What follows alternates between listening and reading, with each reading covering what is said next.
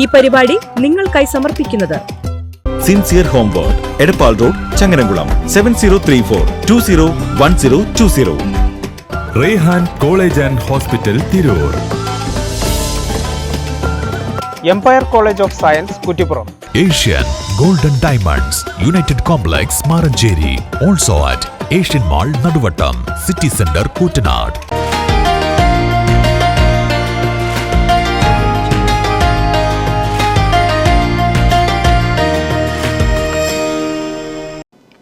അസ്സലാമു അലൈക്കും വറഹ്മത്തുള്ളാഹി വബറകാതുഹു. ബിസ്മില്ലാഹിർ റഹ്മാനിർ റഹീം. അൽഹംദുലില്ലാഹി റബ്ബിൽ ആലമീൻ. വസ്സലാത്തു വസ്സലാമു അലാ അഷ്റഫിൽ മുർസലീൻ വഅലാ ആലിഹി വഅസ്ഹാബിഹി അൽ ഫായിസീൻ. അമ്മാ ബഅദ്. പ്രിയ സഹോദരങ്ങളെ, പരിശുദ്ധ റമളാൻ അതിൻ്റെ 2ാം പത്തിലേക്ക് പ്രവേശിക്കുകയാണ്. എപ്പോഴും നമ്മൾ പറയാറുള്ളത് പോലെ വിശുദ്ധ റമളാൻ വരുന്ന ആ സമയം ഒരു മാസത്തെ വ്രതാനുഷ്ഠാനം നമ്മൾ കരുതുമ്പോൾ അതിൻ്റെ ഓരോ ദിവസങ്ങളും വളരെ വേഗത്തിലാണ് പലപ്പോഴും നമ്മളൊക്കെ പറയാറുള്ളത് പോലെ നമ്മിൽ നിന്ന് യാത്രയാകുന്നത്. റഹ്മത്തിൻ്റെ 10 വിട പറയുകയാണ്. മഗ്ഫിറത്തിൻ്റെ 10ലേക്കുള്ള പ്രവേശനത്തിലാണ് നമ്മളുള്ളത്. അള്ളാഹു ഖൈറിൻ്റെ അഹിലുകാരിൽ നമ്മെ ഉൾപ്പെടുത്തുമാറാകട്ടെ. വ്രതാനുഷ്ഠാനം കൊണ്ട് തഖ്വ വർദ്ധിപ്പിച്ചവരിൽ ഉൾപ്പെടാനുള്ള അശ്രാന്ത പരിശ്രമമാണ് യഥാർത്ഥത്തിൽ നമുക്കുണ്ടാകേണ്ടത്. അള്ളാഹു അനുഗ്രഹിക്കട്ടെ. ഇന്ന് എൻ്റെ പ്രിയ സഹോദരങ്ങളുമായി ഞാനിന്ന് ചർച്ച ചെയ്യാൻ ആഗ്രഹിക്കുന്നത് വർത്തമാന കാലഘട്ടത്തിലെ ഏറ്റവും വലിയ മഹാവിപത്ത് ആണ്, ഒരു വലിയ ദുരന്തമാണ് ഇന്ന് നമ്മൾ നേരിടുന്ന, ലോകമൊട്ടുക്കും നേരിടുന്ന ഒരു വലിയ പ്രതിസന്ധി, ലഹരി എന്നുള്ളത്. തീർച്ചയായും ഒരുപാട് ആളുകൾ സദാ കണ്ടുകൊണ്ടിരിക്കുന്ന ഒരു പ്രോഗ്രാം എന്ന രീതിയിൽ എൻ്റെ പ്രിയപ്പെട്ട സഹോദരങ്ങളെ ഈ വിഷയകമായി അല്പകാര്യങ്ങൾ ഉണർത്താൻ ഞാൻ ആഗ്രഹിക്കുകയാണ്. പണ്ട് കാലങ്ങളിലൊക്കെ നമ്മൾ ചില പ്രത്യേക രാജ്യങ്ങൾ, ഇന്ത്യ രാജ്യത്ത് തന്നെ ചില പ്രത്യേക വൻകിട നഗരങ്ങൾ, ഇങ്ങനെയൊക്കെയായിരുന്നു ഇത്തരം ലഹരികളെക്കുറിച്ച് പറയുമ്പോൾ നമ്മുടെ മനസ്സുകളിലേക്ക് ഓടി വന്നിരുന്നത്.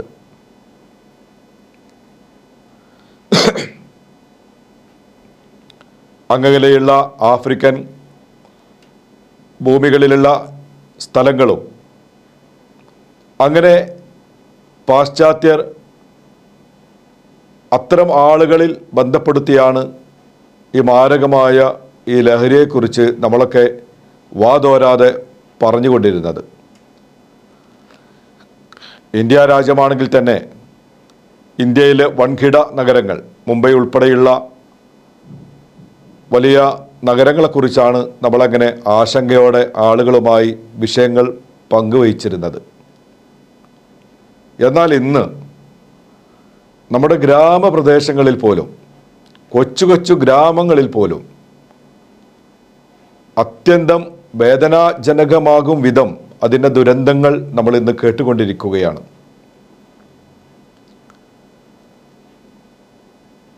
ഈ ഒരു സാഹചര്യത്തിനെ കുറിച്ച് ഏറെ ബോധവാന്മാരാകേണ്ടത്, അതിനെതിരെ ശക്തമായ ഒരു പ്രതിരോധ നിര രൂപപ്പെടേണ്ടത് യഥാർത്ഥത്തിൽ ഞാനും നിങ്ങളും ഉൾക്കൊള്ളുന്ന നമ്മളിൽ നിന്നാണ് ഈ വിഷയകമായ അതിശക്തമായ ഒരു പ്രതിരോധം ഉണ്ടാകേണ്ടത്. ഇന്ന് നോക്കൂ, എത്ര അപകടം പിടിച്ച ഒരു സാഹചര്യത്തിലേക്ക് ഇത് എത്തിച്ചേർന്നു. ആദ്യങ്ങളിലൊക്കെ മദ്യം അതുപ്രകാരം കഞ്ചാവ് ഉൾപ്പെടെയുള്ള വസ്തുക്കളെക്കുറിച്ചാണ് ലഹരി എന്നൊക്കെ നമ്മൾ അറിയപ്പെട്ടിരുന്നത് എങ്കിൽ MDMA പോലെയുള്ള മാരകമായ രാസലഹരികൾ വളരെ സുലഭമായി നമ്മുടെയൊക്കെ പ്രദേശങ്ങളിൽ, നമ്മുടെയൊക്കെ അടുക്കളകളിൽ കൂടെ, നമ്മുടെയൊക്കെ പടിവാതിലുകളിൽ കൂടി യഥേഷ്ടം സഞ്ചരിച്ചു കൊണ്ടിരിക്കുകയാണ്.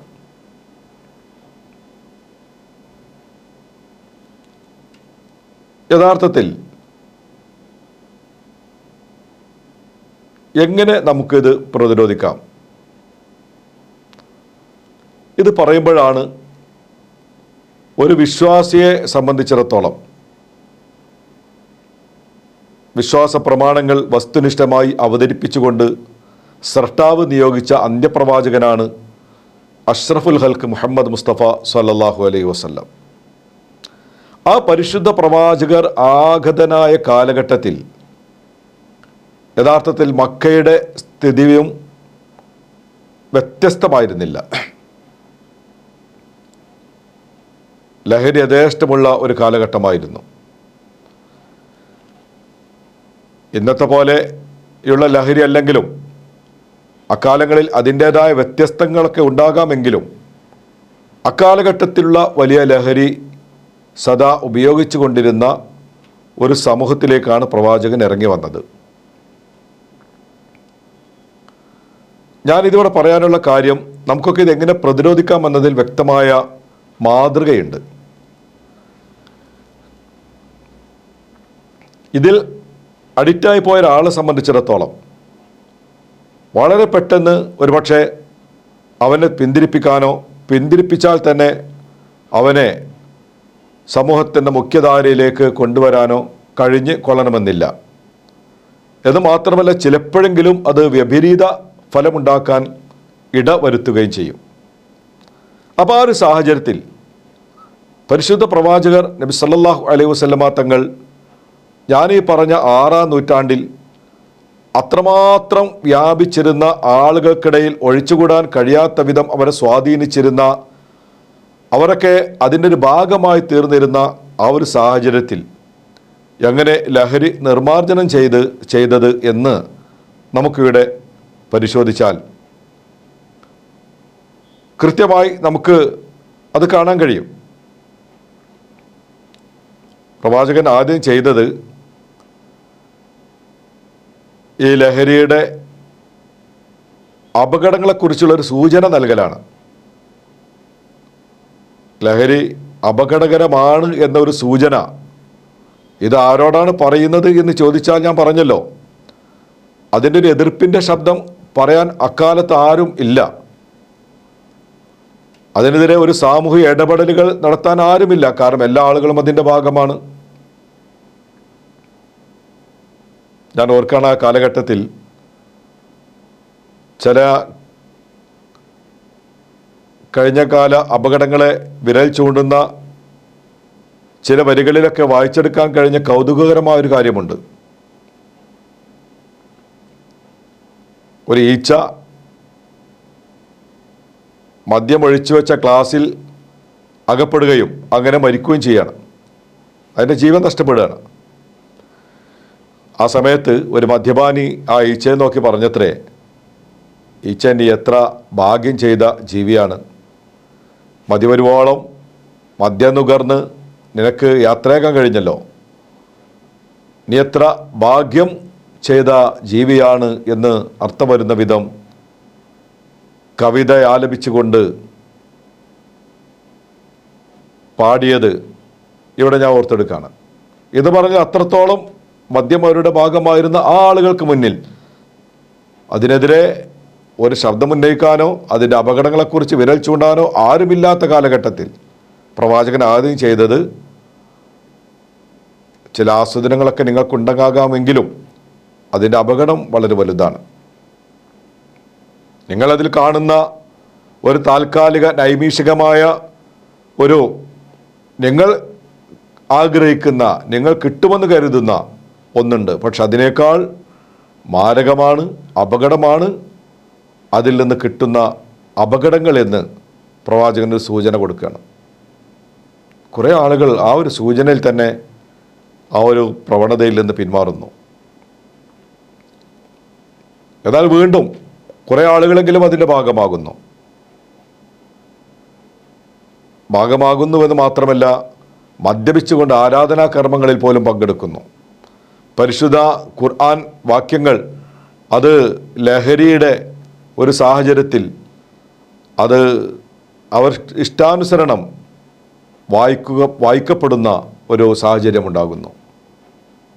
പ്രവാചകൻ വീണ്ടും ഇടപെട്ടു, കർക്കശമായി പറഞ്ഞു, ഇത്തരം ഘട്ടങ്ങളിൽ നിങ്ങൾ ചെയ്യാൻ പാടില്ല. ആരാധനാ കർമ്മങ്ങളിൽ നിങ്ങൾ മദ്യപിക്കരുത്. ലഹരിയോട് കൂടെ സട്ടാവിൻ്റെ സമക്ഷത്തിലേക്ക് വരാനുള്ള യോഗ്യതയില്ല. കുറേ ആളുകൾ അവിടെ നിന്ന് വീണ്ടും ഒഴിവാവുകയാണ്. എത്ര പറഞ്ഞാലും ഒഴിവാകാൻ കഴിയാത്ത വിധം അതിൽ ആകെ ലയിച്ചു കിടന്ന കുറേ വരുന്ന ആളുകൾ വീണ്ടും ബാക്കിയാകുന്നു. അവിടെയാണ് ഖുർആൻ വളരെ കർക്കശമായി പറഞ്ഞ് ഫജ്തനിബു, ഇനി നിങ്ങളത് വർജിച്ചേ മതിയാകും. നിങ്ങൾക്ക് വിജയമുണ്ടാകാൻ തീർച്ചയായും നിങ്ങൾ ആ മദ്യം വർജിക്കണേ എന്ന് വളരെ കർക്കശമായി പറഞ്ഞിട്ട് പിന്നീട് പറഞ്ഞു, എല്ലാവിധ ലഹരി ഉൽപ്പന്നങ്ങളും നിങ്ങൾക്ക് നിഷിദ്ധമാണ്. കുല്ലു മുസ്കരിൻ ഹറാം, എല്ലാ ലഹരി ഉൽപ്പന്നങ്ങളും നിങ്ങൾക്ക് നിഷിദ്ധമാണ്. നിങ്ങളത് തൊടാൻ പാടില്ല, നിങ്ങളത് ഉപയോഗിക്കാൻ പാടില്ല. ഈ കാർക്കശം വന്നതോടുകൂടെ അറേബ്യയുടെ മണ്ണിൽ അന്നേ വരെ മദ്യപിച്ചിരുന്ന ആളുകളൊക്കെ അവരുടെ മദ്യപാത്രങ്ങൾ മദ്യത്തോടെ ഒഴിച്ചു കളഞ്ഞത് അതുല്യമായ ഒരു മഹാസംഭവമായി ഇന്നും ചരിത്രത്തിൻ്റെ തങ്കത്താളുകളിൽ നമുക്ക് വായിച്ചെടുക്കാൻ കഴിയും. ഇന്ന് നമ്മൾ മനസ്സിലാക്കേണ്ടത്, നമ്മൾ കരുതുന്നതിനേക്കാളൊക്കെ എത്രയോ അപ്പുറമായി നമ്മുടെ മക്കൾ ആ ഒരു സാഹചര്യത്തിലേക്ക് നീങ്ങുകയാണ്. എന്നെ ശ്രവിക്കുന്ന എൻ്റെ പ്രിയ അനുജന്മാരോട്, എൻ്റെ സഹോദരിമാരോട് വളരെ സ്നേഹബുദ്ധിയ പങ്കുവെക്കാൻ ആഗ്രഹിക്കുന്നത്, എന്തിനു വേണ്ടി നമ്മുടെ ഒരു ജീവിതം ആർക്കും ഉപകരിക്കാത്ത വിധം നഷ്ടപ്പെടുത്തണം? നിങ്ങളിൽ ഓരോ ആളുകളിലും നിങ്ങളുടെ മാതാപിതാക്കൾ കാണുന്നൊരു സ്വപ്നമുണ്ട്. 15, 16, 17 വയസ്സുവരെ നിങ്ങളെ സംരക്ഷിക്കുമ്പോൾ ഒരു പിതാവ്, ആ പിതാവിൻ്റെ അധ്വാനം നിങ്ങൾ ഒരിക്കലും കാണാതെ പോകരുത്. നിങ്ങൾ വസ്ത്രം ധരിക്കുമ്പോൾ അത്രത്തോളം മനോഹരമായ വസ്ത്രം ധരിക്കാൻ ആഗ്രഹമുണ്ടായിട്ടും നിങ്ങൾ ഉപ്പാക്കത് കഴിയാറില്ല. നിങ്ങൾക്ക് ഭക്ഷണം വിളമ്പി നിങ്ങളെ ശാന്തമായി നിദ്രയിലേക്ക് നിങ്ങളെ കൊണ്ടുപോകുമ്പോൾ ഒരു പക്ഷേ വിശക്കുന്ന വയറുമായി ഉറക്കം കിട്ടാത്ത ഉമ്മയാണ് ഉണ്ടായിരുന്നത്. നിങ്ങളുടെ വളർച്ചയിൽ അഭിമാനം കൊണ്ടവർ, സന്തോഷം കൊണ്ടവർ, നിങ്ങൾ ഓരോ ഉയർച്ചയും സ്വപ്നം കണ്ടവർ, അങ്ങനെ നിങ്ങൾ എന്തൊക്കെയോ ആകണമെന്ന് മോഹിച്ച ഒരുപാട് മോഹങ്ങൾ ഒരു നിമിഷം കൊണ്ടെല്ലാം തച്ചുടക്കപ്പെടുകയാണ്. നിങ്ങൾക്കറിയോ, അതിൻ്റെ ശിക്ഷ അത്യന്തം ഭയാനകമാണ്. മദ്യപാനം നടത്തിയ ആളുകളെ സംബന്ധിച്ചിടത്തോളം നാളെ സട്ടാവിൻ്റെ അടുക്കൽ കഠിനകഠോരമായ ശിക്ഷയാണ് കാത്തിരിക്കുന്നത്. അതുകൊണ്ട് നമ്മൾ വളരെ ഗൗരവത്തോടെ ശ്രദ്ധിക്കുക. നമ്മുടെ ജീവിതം ഒരു നിമിഷം മതി തകർന്ന് തരിപ്പണമാകാൻ. മദ്യം എല്ലാ തിന്മകളുടെയും തുടക്കമാണ്, ഹേതുവാണ്, കാരണമാണ്. മദ്യം കയ്പാണ്, അത് അകറ്റുവീൻ എന്ന് പറഞ്ഞ ശ്രീ നാരായണ ഗുരുസ്വാമികളെ ഈ സമയത്ത് ഞാനിവിടെ ഓർക്കുകയാണ്. എല്ലാവരും അങ്ങനെയാണ് നമ്മെ പഠിപ്പിച്ചത്. ഒരു കാരണവശാലും അതിൻ്റെ 4 അയലത്ത് പോലും നമ്മൾ എത്തിച്ചേരാൻ കഴിയില്ല. നമ്മളറിയാതെ തിന്മകളിലേക്ക് എത്തിച്ചേരുന്നു. ഞാനൊരു സംഭവം ഓർത്തെടുക്കുകയാണ്.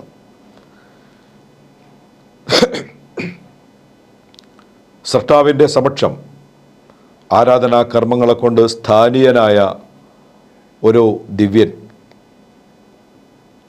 ആ ദിവ്യൻ്റെ ഉയർച്ചയിൽ പിശാച് അസൂയപ്പെടുകയും അവനെ പിന്തിരിപ്പിക്കാൻ അതിനുള്ള പ്രവർത്തനങ്ങളുമായി മുന്നോട്ട് വരികയും ചെയ്യുന്നു. പക്ഷേ ഏത് തരത്തിലുള്ള പ്രവർത്തനങ്ങൾ നടത്തിയാലും ഈ മനുഷ്യൻ്റെ ഹൃദയാന്തരങ്ങളിലുള്ള സിട്ടാവിനോടുള്ള ആ ഒരു അനുരാഗം അത് കുറക്കാൻ പിശാചിന് പോലും കഴിഞ്ഞില്ല. അവസാനം പിശാച് ഒരു മാർഗം ഉപയോഗിക്കണം. അമാനുഷികതയുള്ള ഒരാളെപ്പോലെ ഈ മനുഷ്യന് മുന്നിൽ പ്രത്യക്ഷപ്പെടുകയും ദിവസങ്ങളോളം അന്നപാനീയങ്ങളെല്ലാം വിലക്കിക്കൊണ്ട് ഒരേ നൃത്തത്തിൽ ഈ അത്ഭുതകരമായ ഒരു മനുഷ്യനാണെന്ന് സ്വമേധയാ വരുത്തിവെക്കാനുള്ള ശ്രമങ്ങൾ നടത്തുകയും ഞാൻ നേരത്തെ പറഞ്ഞ ദിവ്യൻ ആ ഒരു പിശാചിൻ്റെ കുതന്ത്രത്തിൽ വീണു പോവുകയും ചെയ്യുന്നു. അങ്ങനെ ദിവ്യൻ തിരിച്ചു ചോദിക്കുകയാണ് ഈ പിശാചിനോട്, ഒരുപാട് കാലങ്ങൾ സൃഷ്ടാവിന് ഞാൻ ഇങ്ങനെയുള്ള കർമ്മങ്ങളൊക്കെ ചെയ്തെങ്കിലും നിങ്ങളെപ്പോലൊരു അമാനുഷികത എനിക്കുണ്ടായിട്ടില്ല. എന്ത് പ്രവർത്തനങ്ങളെ കൊണ്ടാണ് നിങ്ങൾ ഈ സിദ്ധിയിലേക്ക് നിങ്ങൾക്ക് എത്താൻ കഴിഞ്ഞത്? പിശാച് പറഞ്ഞത്രേ, 3 തെറ്റുകൾ ചെയ്യാൻ കഴിയോ? നീ തെറ്റുകളില്ലാത്ത ജീവിച്ചാൽ ഒരിക്കലും ആകാൻ കഴിയില്ല, മറിച്ച് 2-3 തെറ്റുകൾ നിനക്ക് ചെയ്യാൻ കഴിയണം. ദിവ്യൻ ചോദിച്ചു, എന്താണ് പറയൂ, ഏത് തെറ്റുകളാണ് ഞാൻ ചെയ്യേണ്ടത്? പിശാച് ആദ്യമായി പറഞ്ഞത് നീ ഒരാളെ കൊല്ലണം എന്നായിരുന്നു. ദിവ്യൻ പറഞ്ഞു, അത് വല്ലാത്തൊരു പാതകമാണ്, എന്നെ സംബന്ധിച്ചിടത്തോളം അത് ആലോചിക്കാനേ കഴിയില്ല, എനിക്ക് സാധ്യമല്ല. എങ്കിൽ രണ്ടാമത് പറയാം. പിശാച് പറഞ്ഞു കൊടുത്തു, എന്നാൽ ഇനി നിങ്ങൾ ചെയ്യേണ്ടത് വ്യഭിചാരമാണ്, പരസ്ത്രീ ബന്ധമാണ്. ആ ഒരു പ്രവൃത്തിയിലൂടെ നിങ്ങൾക്കിതെത്താൻ കഴിയും. ദിവ്യൻ പറഞ്ഞു, അതും എനിക്ക് ആലോചിക്കാൻ കഴിയില്ല, സാധ്യമല്ല. പിശാച് നിസ്സാരവൽക്കരിച്ചുകൊണ്ട് പറഞ്ഞു മൂന്നാമത്തെ ഒരു കാര്യം ഇതായിരുന്നു, എന്നാൽ നിങ്ങൾ അല്പം മദ്യപിക്കണം, ലഹരിയുടെ ഭാഗമാകണം, അതെങ്കിലും ആയിക്കൂടെ? ദിവ്യൻ ആലോചിച്ച് പറഞ്ഞത്രേ, നേരത്തെ പറഞ്ഞ 2 കാര്യങ്ങൾ ആപേക്ഷികമായി എത്രയോ ചെറിയൊരു കാര്യം, ഓക്കെ ഞാൻ അത് ചെയ്യാം എന്ന് പറഞ്ഞുകൊണ്ട് ദിവ്യൻ മദ്യപാനത്തിനൊരുങ്ങണം. മദ്യപിക്കാൻ അന്ന് വരെ പരിചയമില്ലാത്തൊരു കാര്യമാണ്, അതെവിടെ കിട്ടും അന്വേഷിച്ചു. അങ്ങനെ പോയപ്പോഴാണ് ഒരു മദ്യശാല കണ്ടത്. മദ്യവിൽപ്പന കേന്ദ്രത്തിൽ ഒരു സ്ത്രീ ആയിരുന്നു മദ്യം സപ്ലൈ ചെയ്തിരുന്നത്. ഇയാൾ ആരും അറിയാതെ ആരും കാണാതെ ഒരു വിധേനെ അതിൻ്റെ ഉള്ളിൽ കയറി മദ്യപിച്ചു എന്ത് സംഭവിക്കുകയാണ്? ലഹരി അയാളെ മറ്റൊരു അവസ്ഥയിലേക്ക് എത്തിക്കുന്നു. ആ ലഹരിയുടെ ഉന്മാദത്തോടു കൂടെ അയാളെന്ത് ചെയ്യുക, ഈ സപ്ലൈ ചെയ്യുന്ന ഈ സ്ത്രീ അവരുമായിട്ടുള്ള അവിഹിതമായ പ്രവർത്തനങ്ങളിലേക്ക് ഏർപ്പെടുകയാണ്. ഈ പ്രവർത്തനത്തിൻ്റെ ഒരു ഭാഗമായിരിക്കുമ്പോഴാണ് ഇവളുടെ ഭർത്താവ് പുറത്തു പോയ ആൾ തിരിച്ച് ഇതിലേക്ക് കടന്നു വരുന്നത്. ഈ ഒരു കാഴ്ച കണ്ടു ഈ മനുഷ്യനും ദിവ്യനും അയാളും തമ്മിൽ കശപിശയായി. അവസാനം ഈ ദിവ്യൻ ആ മനുഷ്യനെ കൊല്ലുകയും ചെയ്തു. ഇവിടെ നമ്മൾ മനസ്സിലാക്കേണ്ട ഒരു കാര്യം, നേരത്തെ പറഞ്ഞ കൊലപാതകം സാധ്യമല്ല എന്ന് പറഞ്ഞ, നേരത്തെ പറഞ്ഞ വ്യഭിചാരം ആലോചിക്കാൻ പറ്റില്ല എന്ന് പറഞ്ഞ ആ മനുഷ്യൻ എവിടുത്തെയാണ്? ഈ മദ്യപിച്ചതിൻ്റെ പേരിൽ 2 കാര്യങ്ങളിലേക്കും അയാൾ അറിഞ്ഞോ അറിയാതെയോ വഴുതി വീഴുകയും അതിൻ്റെ പേരിൽ അയാളെ കഠിനമായ ശിക്ഷയ്ക്ക് വിധേയമാക്കുകയും ചെയ്യുന്നു. ഞാൻ ഈ കാര്യം ഇവിടെ സൂചിപ്പിച്ചത് നമ്മൾ പോലും അറിയാതെ സംഭവിക്കുന്ന കാര്യമാണ്. അതുകൊണ്ട് എൻ്റെ പ്രിയ രക്ഷിതാക്കൾ ജാഗരൂകരാകണം.